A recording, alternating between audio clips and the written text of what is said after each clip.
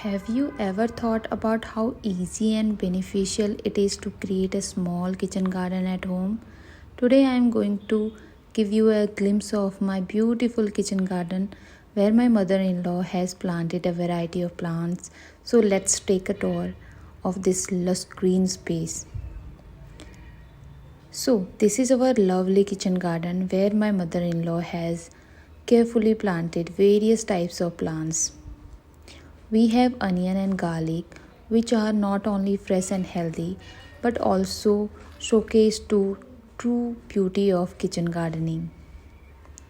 There are also several types of flowers here that make this garden even more beautiful. They not only enhance the beauty of the home but also bring positive vibes naturally.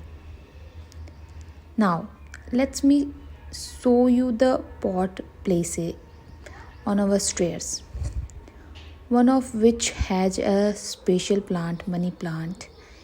Keeping a money plant at home not only add to the decor but it also believed to bring positive energy. So if you have even a little space, you can create your own kitchen garden too. It provides fresh vegetables and herbs while also being a great way to relax and boost your mood.